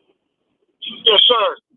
I believe that if the defensive player is coming in to hit said offensive player and the offensive player drops his head, that should be where you get into the flagrant one or flagrant two. Yep. Because that is horse crap, man. Because I seen it yesterday in the NFL, and I didn't agree with it. Or maybe it was Saturday in the Mizzou. Or it was this weekend. I don't remember what game it was, but yeah, that was crap, dude. Yeah, look, I appreciate the call, Dave. You're on the big show. That's where I would love to see different levels of what this looks like. Consider Give him everything. the 15 yards to try to get it out of the game, but a guy getting ejected for that is tough. And by the way, he can't get the ball loose. It's a catch if he doesn't try to hit him. So this defenseless player part of it is it's a hospital ball for a reason. It's football. Well, so it's really frustrating as a defensive player. And here's also what needs to happen. And I'm sure eventually we will get to this. Every single conference needs to do what the ACC does. Let us hear the replay process. Let us hear that. And look, targeting is different than how you review other plays. You either have confirmed or not a foul. And so that's why I was surprised to hear the official when he said the call was upheld. That's not what I think should have said, because it's either confirmed or it's not a foul. And look, I think there was enough to say that it should have been confirmed by the letter of the law, but then say that. I know they've been saying upheld for other reasons this year. They're no longer because saying it takes some heat off of them. It takes heat off of them as well. Why they're saying it is because they took extra time for other plays to either say, oh, it's confirmed or it stands. Other than that, of trying to take extra time to see actually what it should be, they'll just say, okay, if we don't know, then the call is just upheld. Let's get the game moving. Like it's more of a time-saving thing than anything else. They say upheld instead of those other terms. But I think in this case, we need more clarity on it because it is such a highly scrutinized call. It's a highly scrutinized penalty. And you lose a player for a game or a half of the next game because that matters. I know we've got more to get into with Chiefs, and we still want to mention Schulte, but I want to read this one more Mizzou thought. It's from Ennis Rakestraw on this play. He tweeted during the game, back then, throw a hospital ball, get put in the hospital. Today's game, throw a hospital ball, let the wide receiver catch it. That's not that is a defensive player's perspective, but he is 100% right because Burks did all he could do and try to break up the play and did, but it cost him the rest of the game. And that's because it was an incomplete pass, wasn't it? He dislodged it. Was because of the play that Marvin Burks made on the ball, leading with the shoulder and a little bit of incidental contact to the head and neck area. But that's the rule. Yeah. Call or text us 875-KTGR. Yes, the Chiefs played excellently. And yes, we will talk about what that means going forward next here on The Big Show. Now, your local Sports Center update on your total sports station, KTGR. Good afternoon. I'm Andy Humphrey. This Sports Center update is with Lee's Tire Company. If it's round of rubber, Lee's sells it. Go to leestirecompany.com. Over the weekend, Mizzou football dropped a couple of spots in the AP and coaches polls to number 16 in the country following their first loss of the season to number 8 Alabama on Saturday. had a chance to drive down the field, either get a game-tying field goal or potentially a game-winning touchdown, but an interception by Bro Bula with less than a minute to go sealed the Tigers' fate. They're 5-1 overall, 1-1 in the SEC. Their first road game is this weekend at the Auburn Tigers. Kickoff at 6:45 on Saturday. The Chiefs with a big win over the Lions last night on Sunday Night Football, 30-17. 3 touchdown passes for Patrick Mahomes, 2 of them to Hollywood Brown. Mahomes also ran in a score as the Chiefs are 3-3 on the season, and they get Rashee Rice back from suspension for their next game against the Las Vegas Raiders on Sunday. And Mizzou basketball forward Mark Mitchell named a second-team preseason All-SEC player by the media contingency today. Mizzou basketball picked to finish 7th in the men's SEC standings this year. ABC 17 Storm Track forecast with Steve's Pest Control. The fall invasion is here. Call Steve and the pros at Steve's Pest Control today. I'm ABC 17 Storm Track Chief Meteorologist Jessica Hafner. I'm tracking partly cloudy skies clearing into tomorrow with overnight temperatures dropping down to about 61. Tomorrow we'll see more sunshine, a high near 80 degrees. Tomorrow night, just as warm, we're dropping down to about 60, while mostly sunny skies on Wednesday with a high near 81. I'm ABC 17 Storm Track Chief Meteorologist Jessica Hafner, and that's your ABC 17 Storm Track forecast on your total sports station, KTGR. It may not be a Tiger home game, but the party still goes on. KTGR and Yingling are hosting watch parties for every MU football game this season at the Deuce Pub and Pit. Hang out with the hosts of the Big Show. Enjoy free flight by Yingling while they last and root on the Tigers. Plus free giveaways and a chance to win tickets for future football and basketball home games. Hey, it's Andy. We'll see you at the Deuce this Saturday at 6:45 when the Tigers take on Auburn. Find all the details on the KTGR app. Hungry for the best wings, burgers, and tacos in Central Missouri? Head to JQ's on High in the historic east side of downtown Jefferson City. With vegetarian and gluten-free options, there's something for everyone. And the patio's open for summer. Planning an event? Let JQ's bring the flavor with catering and our full-service food truck. Find us on Facebook at jqsonhigh.com or email us at jqsonhigh@gmail.com with any questions. JQ's on High. Real food, real people, real good.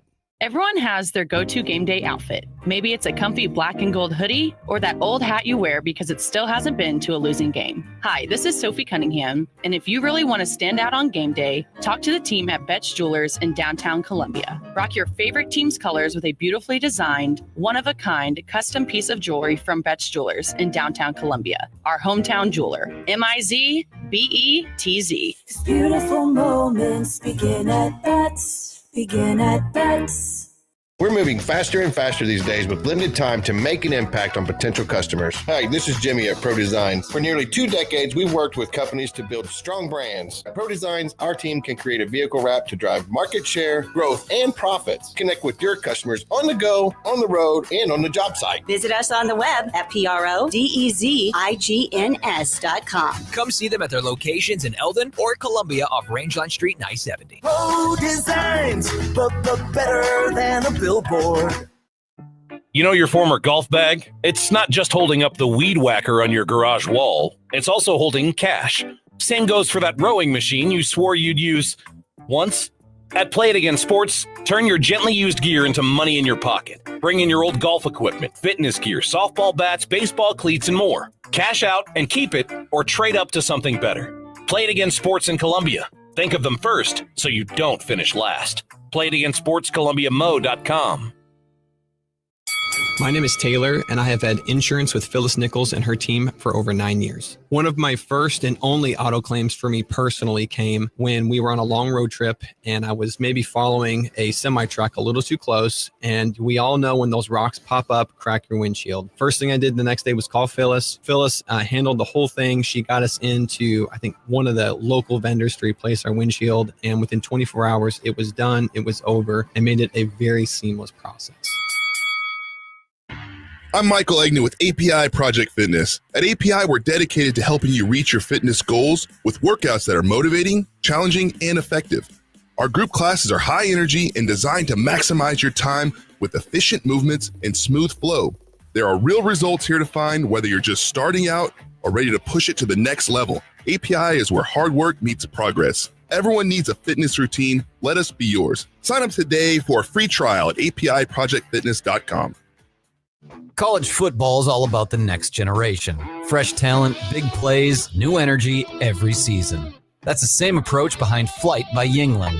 It's brewed by the oldest brewery in America, but built for today. Just 2.6 carbs and 95 calories with real beer flavor that keeps up from kickoff to the post-game recap. So whether you're tailgating or celebrating a win, make Flight your go-to. Flight by Yingling, the next generation of light beer. DG Yingling & Son, Pottsville, Pennsylvania. The best local sports talk around on your ride home. You've got The Big Show on KTGR.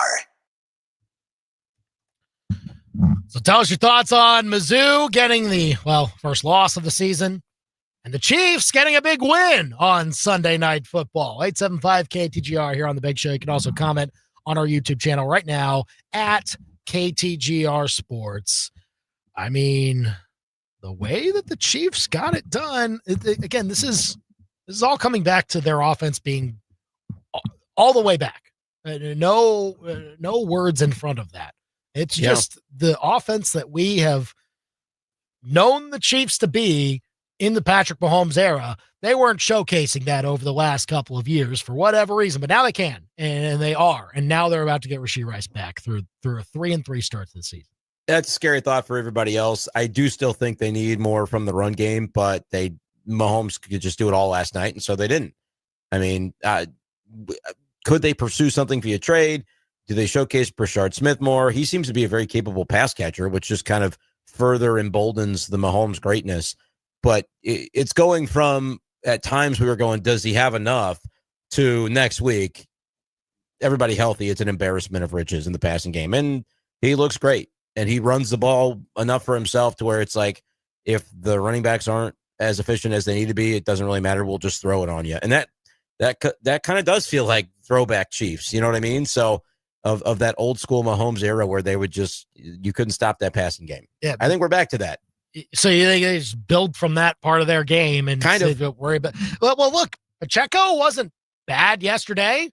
12 carries, 51 yards, just over 4 yards a carry. Like, again, I've been asking the Chiefs, just go ahead and give Isaiah Pacheco 12 carries in a game. Just see what happens. And he was effective in some of his runs yesterday. Yeah, 4.2. I guess I can't complain because I wanted the other team to give their running back averaging 4.2 about 20 carries, and they only gave him 12.